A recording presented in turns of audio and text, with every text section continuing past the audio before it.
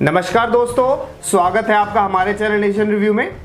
तो दोस्तों, किसान आंदोलन से जुड़े कुछ तथ्यों को सुलझाने के लिए आज हम चलते हैं समाजवादी जनता पार्टी के दफ्तर में, जहां हम आज मिलेंगे समाजवादी जनता पार्टी के राष्ट्रीय महासचिव श्री संजय खोटेल जी से। तो दोस्तों चलिए चलते हैं। नमस्कार दोस्तों, आज हम हैं समाजवादी जनता पार्टी के राष्ट्रीय महासचिव संजय खोटेल जी के साथ। उनसे पूछते हैं कि ये किसान आंदोलन जिस मोड़ पर जा रहा है उनके क्या विचार हैं। नमस्कार दोस्तों,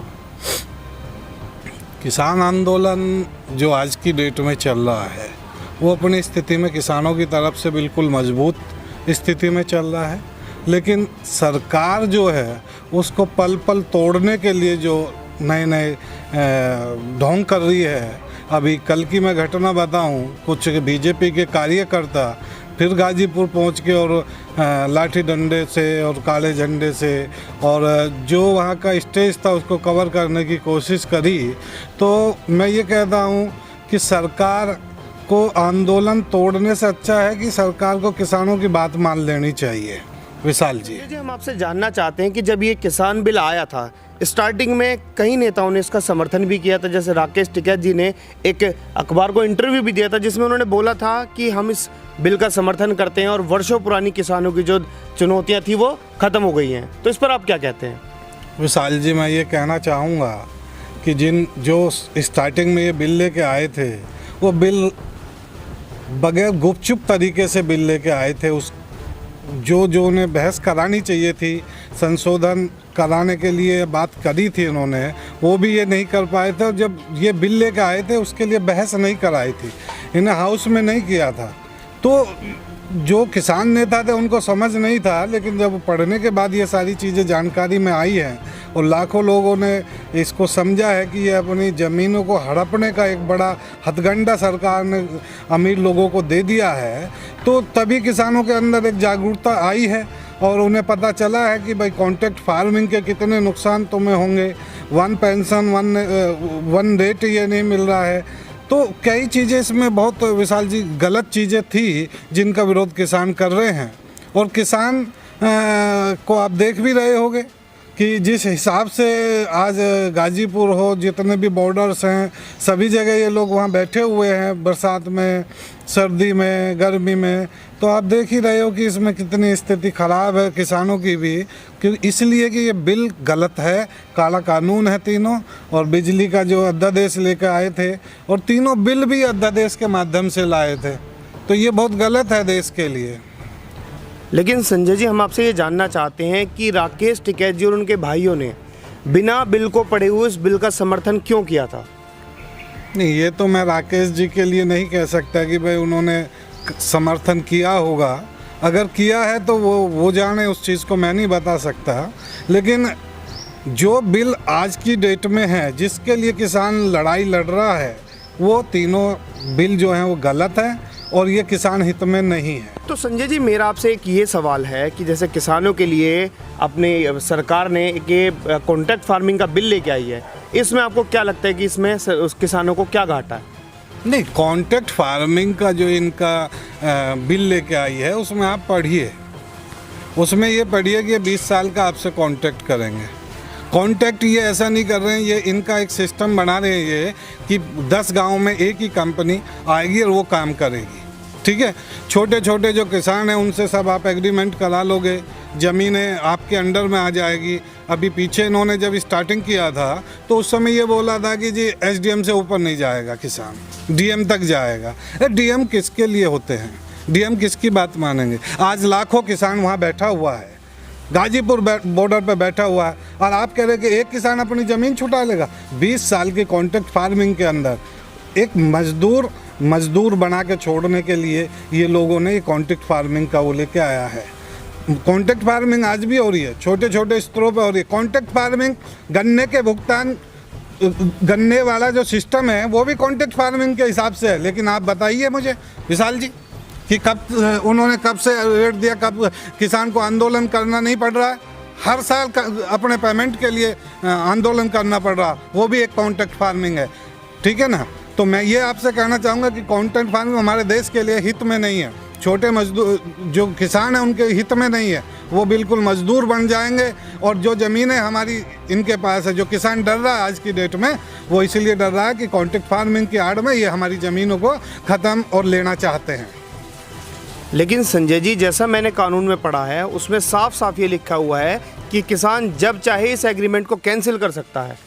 किसान अगर चाहे तो उस पूरे एग्रीमेंट को पूरा पास करेगा और अगर नहीं तो उसको कैंसिल कर सकता है, जिसमें कि सामने वाली जो कंपनी है वो कुछ नहीं कर सकती। और आज की डेट में सरकार ने ये भी बोल दिया कि आप एसडीएम से ऊपर भी जा सकते हो, उसको कोर्ट में भी लेकर के जा सकते हो। तो किसानों के लिए तो बहुत अच्छी फ़ायदे वाली चीज़ है। देखो विशाल जी, मैं आपको बताना चाहूँगा, कॉन्ट्रैक्ट फार्मिंग आप कह रहे हो कि बहुत अच्छी चीज़ है, कंपनी से हट सकता है। मैं आपको एक चीज़ और बता रहा हूँ, इसमें एक नोट्स में है जो इसके बिल के अंदर है कि अगर किसान की फसल खराब होती है, किसान की फसल खराब होती है तो उसका हर्जाना किसान को कंपनी को देना पड़ेगा कि कंपनी ने आगे एग्रीमेंट कर लिया। ये एक सिस्टम इसमें दिया हुआ है जिसमें भी सारा लोड जो किसान के ऊपर डाल दिया गया है। इसमें यह भी बोला गया है कि हम ज़मीनें नहीं खरीदेंगे, लेकिन एक कॉमन इसमें एक लाइन ये डाली गई है कि जो नुकसान कंपनी का होगा वो फार्मर को पूरा करना पड़ेगा। कोर्ट ने अगर उसे ये बोल दिया कि भाई आप जो नुकसान है वो कंपनी का वापसी करो, तो वो अपना घर बेचेगा या ज़मीन बेचेगा। तो ये घुमा के इसे उलझाया गया है कॉन्ट्रैक्ट फार्मिंग को। सर, जैसा मैंने उसमें ड्राफ्ट में पढ़ा है, लेकिन उसमें ऐसा कहीं ये मेंशन नहीं है कि किसानों की जो ज़मीन है वो जो कंपनियां हैं वो ले लेंगी, या फिर जो किसानों के साथ जो कॉन्ट्रैक्ट होगा तो उसमें किसानों की अगर फसल ख़राब हो जाती है तो उसमें किसानों को हर्जाना देना पड़ेगा। उसमें साफ साफ लिखा हुआ है कि अगर कोई भी प्राकृतिक आपदा आती है, बारिश नहीं होती है, किसी वजह से आपकी फसल नहीं हो पाती है, तो उस कंडीशन में वो कॉन्ट्रैक्ट जो होगा कंपनी के साथ में, वो कंपनी किसी भी तरीके का क्लेम नहीं कर सकती किसानों पे। ड्राफ्ट में साफ साफ ये मैंने पढ़ा है सर।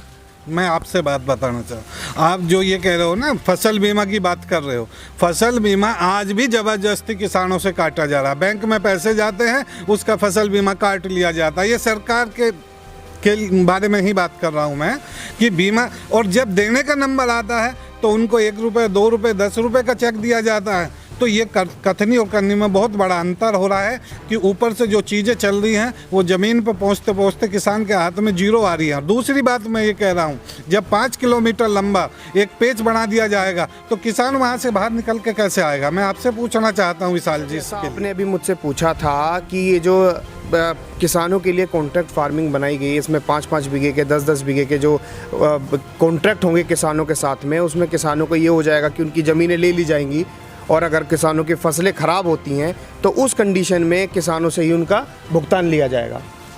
तो सर, मैं आपसे ये चीज़ जानना चाहता हूँ कि जब उस ड्राफ्ट में साफ साफ ये लिखा हुआ है कि भाई हम किसानों की अगर फसल ख़राब होती है तो उसका सारा का सारा जिम्मा कंपनी वालों के पास में ऊपर होगा। नहीं, मैंने नहीं पढ़ा कि कंपनी अपना सारा जिम्मा ले रही है, मेरी नॉलेज में है नहीं ये बिल्कुल भी। सर, मेरे पास में ड्राफ्ट है, मैं आपको शेयर कर दूंगा वो ड्राफ्ट। वो आप मुझे शेयर कर देना, मैं भी आपको बता दूंगा जो इन्होंने जो कंपनी का नुकसान होगा, कंपनी की भरपाई जो है वो किसान को करनी पड़ी। फसल किसान की खराब होगी। देखिए सर, इसमें मैं बताता हूँ आपको कि कंपनी का कैसे फ़ायदा होगा और किसानों का कैसे फ़ायदा होगा। कंपनी अगर किसी मीडिएटर से लेती है, अगर 5 रुपये किलो आलू उसको किसान अपना बेचता है बाहर, तो मीडिएटर उसमें 5 रुपये अपने लगाता है। उसके बाद में तीसरा मीडिएटर बैठा है जो उसमें 5 रुपये और ऐड कर देता है, तो वो आलू कंपनी तक पहुँचते पहुँचते 15 से 20 रुपये किलो हो जाता है। लेकिन आज की डेट में अगर कॉन्ट्रैक्ट फार्मिंग चालू होगी तो उस कंडीशन में क्या होगा कि किसानों से डायरेक्ट कंपनियां कॉन्ट्रैक्ट करेंगी और आलू को 15 से 20 रुपए की कीमत में किसानों से डायरेक्ट खरीदेंगी। तो इसमें किसानों के पास वो 15 रुपए जाएंगे, ना कि बीच वाले डीलरों के पास में। तो सर, सरकार ने क्या काम किया है, जो बीच के जो डीलर हैं इनका सारा का सारा जो काम है वो चौपट किया है, लेकिन किसानों के लिए इसको बहुत आगे बढ़ाया है। देखो, ऐसा पेप्सी जैसी कंपनी पंजाब में भी काम कर रही है, इधर बुंदेलखंड में भी बहुत कंपनियां काम कर रही हैं, एमपी में बहुत कंपनियां काम कर रही हैं, आज भी कॉन्ट्रैक्ट फार्मिंग में। उनका एक सीधा सा है, जब फसल हो जाती है तो फसल के बाद में वो अपना एक छल्ला लेके आते हैं कि इसके हिसाब से हम आपकी फसल खरीदेंगे। किसान की फसल को पूरी खरीदता ही नहीं है। जब वो अपनी क्वालिटी, अपने अच्छी क्वालिटी ले लेते हैं, किसान को मिलता ही कुछ नहीं है उसके बीच में। सर, कंपनियों की इन मनमानियों को ख़त्म करने के लिए ही तो सरकार ने ये बिल बनाया है, जिसमें कॉन्ट्रैक्ट फार्मिंग के जो ड्राफ्ट हैं उसमें साफ साफ उन्होंने मेंशन किया है कि अगर आप कॉन्ट्रैक्ट करते हो किसानों से, अगर आपको 15 रुपए की चीज़ जो है वो आपको 10 रुपए में किसान से डायरेक्ट मिल रही है, आपको 10 रुपए का फ़ायदा हो रहा है, तो इस कंडीशन में जो सरकार ने जो बिल पास किया है उसमें साफ साफ मेंशन कर दिया है कि आपको किसानों की फसल जो आपके इंजीनियर्स हैं उन्होंने पास किए कि इतनी ज़मीन से हम जो सारा का सारा खेती है वो किसान की लेंगे, तो उस एरिया में जितनी भी ज़मीन होगी उसकी पूरी की पूरी जो जिम्मेदारी होगी वो कंपनी की होगी। किसान अपनी पूरी लागत लगाएगा, पूरी मेहनत लगाएगा। देखो मैं आपसे एक बताऊँ, आजकल हाईटेक सिटी भी ये लेके आए थे। हाईटेक सिटी के बीच में जो ज़मीनें किसानों की आ गई हैं, जो देना नहीं चाहता है उसको भी ज़बरदस्ती लेने की कोशिश की जा रही है, उसे पानी के रास्ते रोक दिए गए हैं। मैं आपसे ये बात करना चाह रहा हूँ कि किसी आदमी के साथ में, एक आदमी के साथ में गलत होता है उस समय, आज तो लाखों आदमी बैठा हुआ है इस बिल को। जब किसान ये चाहता है कि ये बिल ख़त्म होना चाहिए, तो फिर सरकार क्यों थोपना चाहती है इस बिल को, कॉन्ट्रैक्ट फार्मिंग को क्यों थोपना चाहती है उनके ऊपर? मैं आपसे ये जानना चाह रहा हूँ।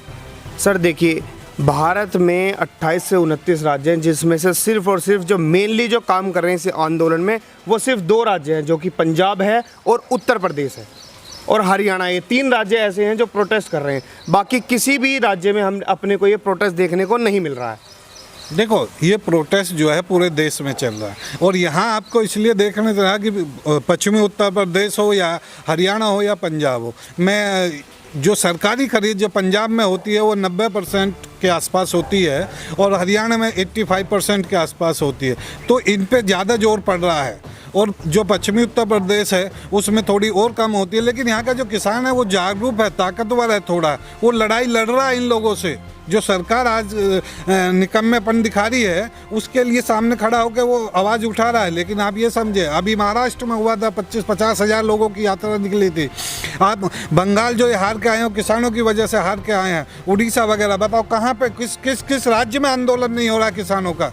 लेकिन किसानों का आंदोलन कोई भी मीडिया दिखाना नहीं चाहता है और ना ही दिखा रहा है। ये तो सोशल मीडिया है, आप जैसे लोग हैं जो इस आंदोलन को दिखा रहे हैं। हमारा आंदोलन ये जो सोशल मीडिया ने बचाया हुआ आंदोलन है, नहीं तो किसी मीडिया ने हमें नहीं दिखाया अभी तक। सरकार को दिखाती है बस, हमारी जो प्रॉब्लम्स है उन्हें नहीं दिखाती।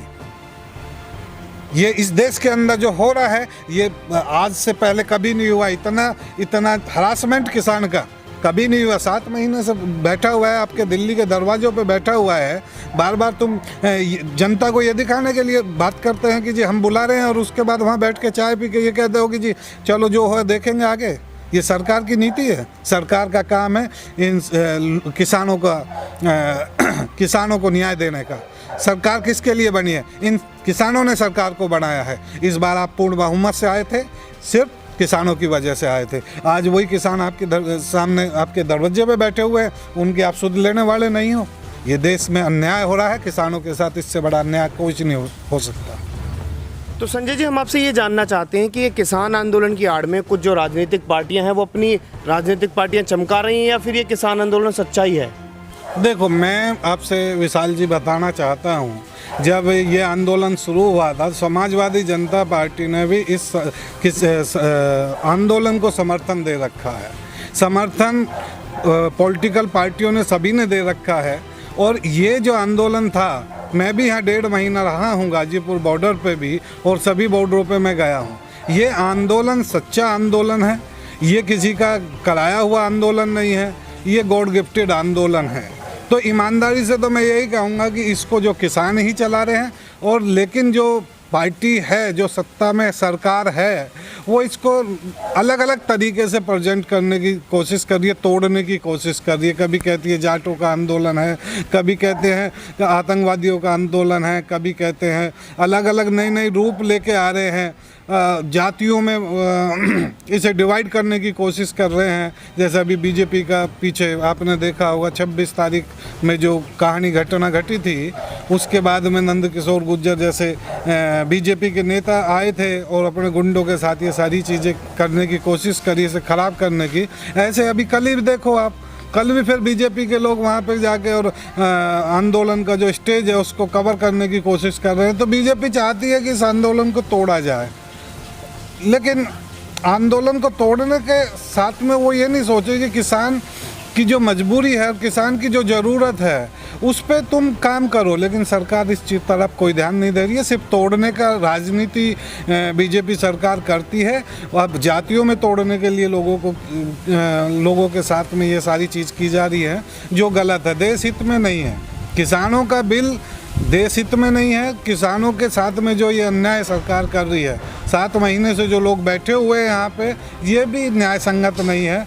ये बीजेपी को सोचना चाहिए, सरकार को सोचना चाहिए, हमारे प्रधानमंत्री जी को सोचना चाहिए कि अगर किसान है तो देश है, किसान नहीं है तो देश नहीं है। तो संजय जी, मेरा सवाल आपसे ये है कि जैसे एमएसपी पर सरकार ने लिखित में आश्वासन दिया है और प्रधानमंत्री जी ने लोकसभा में भी ये साफ कर दिया था कि हम एमएसपी को ख़त्म नहीं करेंगे, तो किसान आंदोलन में जो जितने भी ये किसान नेता हैं, ये सभी क्यों इस चीज़ को नहीं मान रहे हैं कि किसान बातचीत करने के लिए तैयार, और वो आगे क्यों नहीं बढ़ रहे हैं? विशाल जी, मैं आपको बताना चाहता हूँ, मुजफ्फरनगर हो या शामली हो या बागपत हो, आपके प्रधानमंत्री जी ने कहा था गन्ने का बिल हम 14 दिन में आपको दे देंगे। क्या मिला?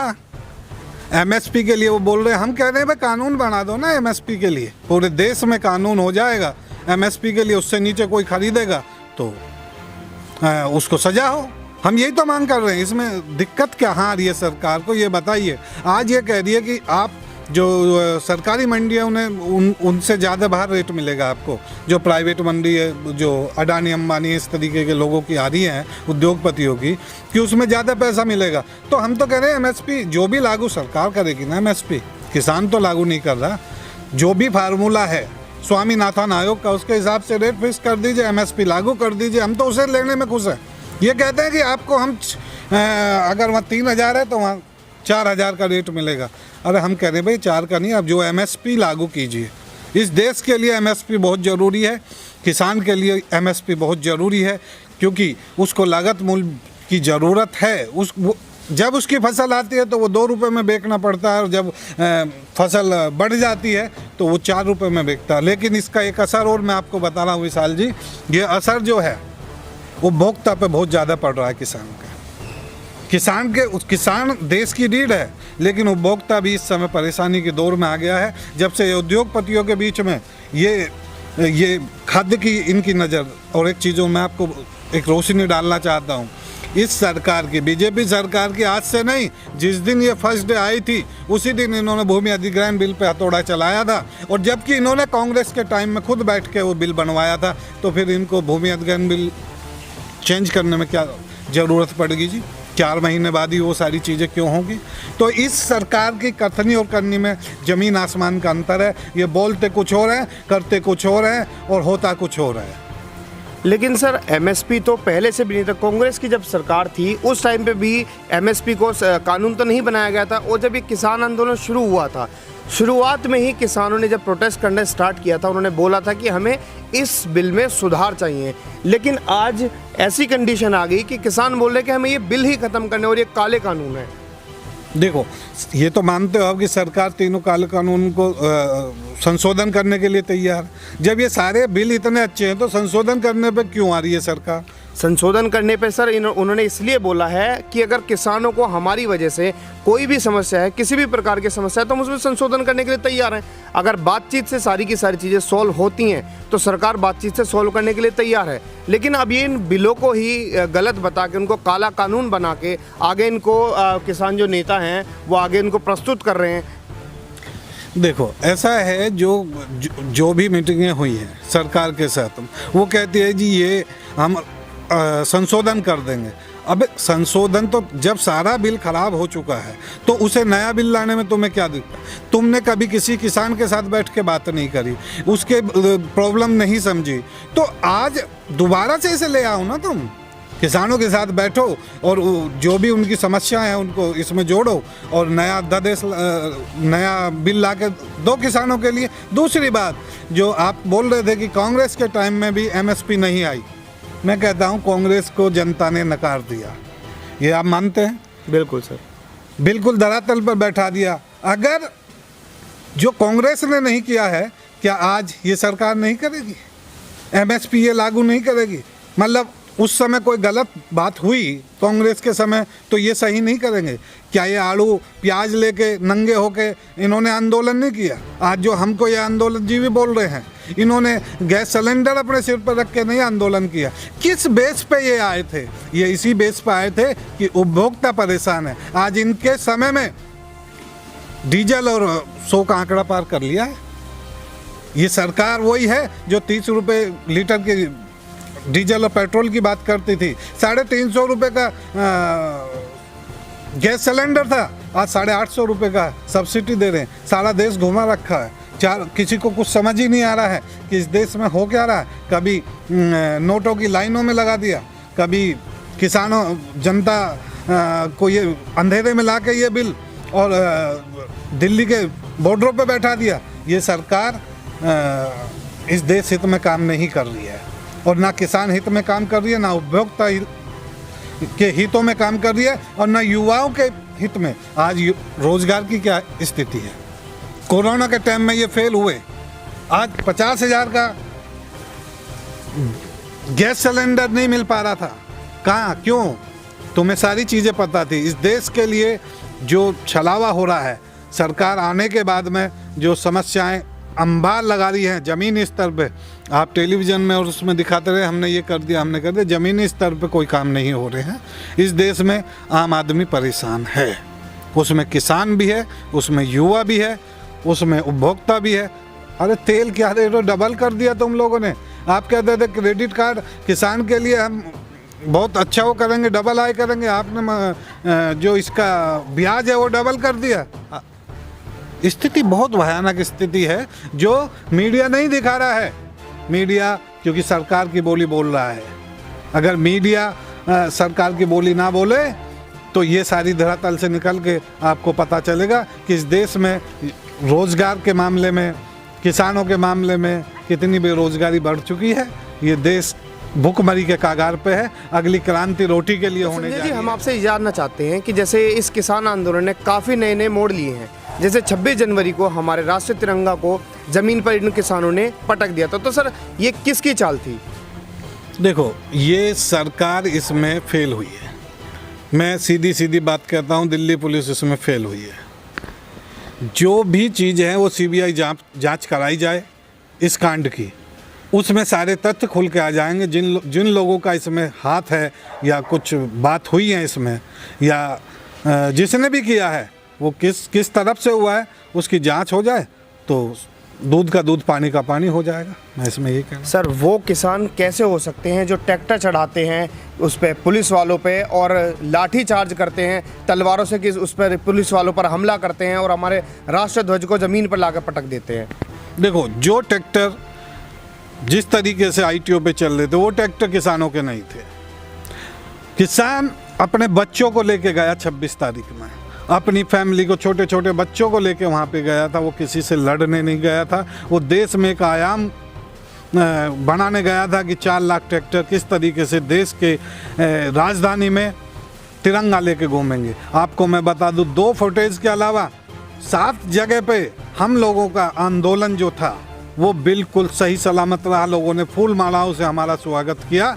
वो चीज़ें नहीं दिखाई गई मीडिया में। सिर्फ दो चीज़ें ही दिखाई गई। और वहाँ पे जहाँ परिंदा भी पर नहीं मार सकता, चिड़िया भी पर नहीं मार सकती, वहाँ पे वो लोग इतनी जल्दी पहुँच कैसे गए? तो इसमें CBI जांच होनी चाहिए। संजय जी, अभी कुछ दिन पहले एक सोशल मीडिया पर तस्वीर वायरल हुई है जिसमें राकेश टिकैत जी AC में लेटे हुए आराम फरमाते हुए दिखाई दे रहे हैं। तो सर, वो किस तरीके के किसान आंदोलन को सपोर्ट कर रहे हैं, जहाँ पर वो किसानों की तरह वो धूप में नहीं बैठ रहे हैं और प्रोटेस्ट नहीं कर रहे हैं, AC के अंदर बैठ के वो मज़े मार रहे हैं और वो कहते हैं कि हम किसान आंदोलन कर रहे हैं? देखो भाई, ऐसा है, हमारे एक 20,000 के AC के लिए पूरे देश में बवाल मचा हुआ है। मैं ये कहता हूँ, यही राकेश टिकैत, यही किसान तपती दोपहरी में अपने खेत में पानी करता है, सर्दी की रात में अपने खेत में पानी करता है, अपने पशुओं को चारा डालता है, सब कुछ AC के बाहर करता है। आज जो स्थिति है, जहाँ राकेश टिकैत बैठे हुए हैं, वहाँ पे अगर वो 20,000 का उन्होंने AC लगा लिया तो इसमें गलत क्या कर दिया? कि किसान का हक नहीं है कि वो AC में बैठ के सुकून के 10 कुछ पल बिता सके? क्या उसका हक नहीं है कि उसके बच्चे जीन्स पहन सकें? क्या उसका हक नहीं है कि वो ब्रांडेड कपड़े पहन सके? लेकिन सर आम किसान वहाँ नहीं थे, सिर्फ और सिर्फ राकेश टिकैत जी वहाँ पर लेटे हुए थे। मैं खुद गया हूँ भाई वहाँ पे, आम किसान वहाँ पे आते हैं, जत्थे के जत्थे उनसे मिलते हैं वहाँ के, और आराम करने के लिए अगर 10 मिनट का टाइम उन्होंने वहाँ पे लिया है, बैठने का टाइम लिया, तो ये कोई गलत नहीं है और ये किसान को चाहिए। अगर इसमें भी सरकार को आपत्ति हो रही है किसान के 10 मिनट के आराम के लिए, तो वो गलत है। देश का किसान सर्दी गर्मी आपने देखा होगा, बरसात में भी वहाँ बैठा हुआ था। आज अगर गर्मी पड़ रही है तो उसका ऑप्शन है, बरसात में हम लोगों ने वहाँ पे टेंट लगाए हुए थे, बरसात का पानी हमारे टेंटों में घुसा था, कोई जाके देख रहा था वहाँ पे? किसी ने देखा था वहाँ पे? आज एक एसी के लिए 20,000 के एसी के लिए, अरे भाई हम एसी में क्यों नहीं बैठ सकते? हम आपको पूरे देश को भोजन खिला रहे हैं, तो हमें एसी में बैठने का हक नहीं है क्या? हमें गाड़ी में चलने का हक नहीं है क्या? ये किसका है? उद्योगपतियों के लिए। वो ही सब करेंगे, अडानी अंबानी बैठेंगे एसी में, किसान भी अब एसी में बैठेगा। अगर उसे एमएसपी दे दी जाए तो किसान के घर में एसी लगेंगे, ये जरूरी है। तो सर जाते जाते आपसे मेरा सवाल ये है कि जैसे कि 1 साल होने वाला किसान दिल्ली के बॉर्डर्स पर बैठे हुए हैं, तो सर इनको ये फंडिंग कहाँ से मिल रही है? इतना खाना पीना जो किसान कर रहे हैं और रात को ये मौज मस्तियाँ उड़ा रहे हैं, तो ये फंडिंग इनको कहाँ से हो रही है सर? विशाल जी, इस देश का किसान पूरे देश को खाना खिला रहा है, तो वो अपने लिए खाना नहीं ला सकता? अरे आप जाके देखो, गाजीपुर बॉर्डर के ऊपर हर जगह लिखित में है कहाँ से क्या आ रहा है। आप ये कह रहे हो कि जो फंडिंग की बात बार बार सरकार करती है तो उसको कानून के दायरे में लेके आए, फंडिंग कोशिश करे कि कहाँ से आ रहा है। अभी आपको मैं बता दूं, गोल्डन हट करके एक रेस्टोरेंट है राणा जी का, वो किसानों के लिए फ्री ऑफ कॉस्ट खाना बांट रहे हैं वहाँ पे, लेकिन सरकार उसको बंद कराना चाहती है। वहाँ से खाना आ रहा है हमारे पास, हम गाँव से खाना इकट्ठा करते हैं, वहाँ से खाना आ रहा हमारे पास में। जो लोग शहरों के अंदर, मैंने देखा है, एक बच्चा आया था अपनी माँ के साथ, पैर खराब था, 5 कट्टे अनाज के दे के गया, वहाँ से खाना आ रहा हमें दानदाता खाना दे रहे हैं, हमारे गांव के लोग हमारे लिए खाना भेज रहे हैं।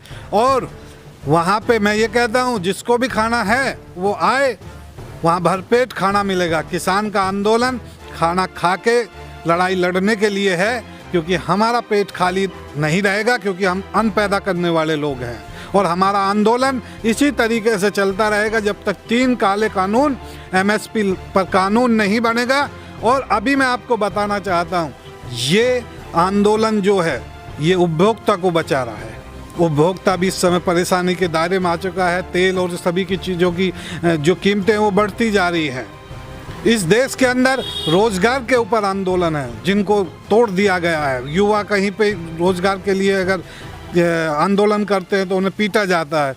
किसानों को तोड़ने की पूरी कोशिश कर रही है। मैं सरकार से ये कहना चाहता हूँ, अपने प्रधानमंत्री से ये कहना चाहता हूँ कि जिन्होंने आपको ताज पहनाया है, उनके ताज की थोड़ा तो स्वाभिमान रखो। जो अपने खेत से अन्न उगा के आपके भंडार भरता है, उस पर थोड़ा सा रहम करो। और इस देश में 3 कानून, काले कानून और एमएसपी जो पे कानून है, इसको सरकार जल्दी से जल्दी लाए।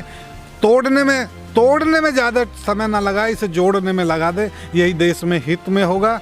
और ये आंदोलन चलता रहेगा, इसमें कितनी भी साजिशें सरकार कर ले, वो बंद नहीं होगा।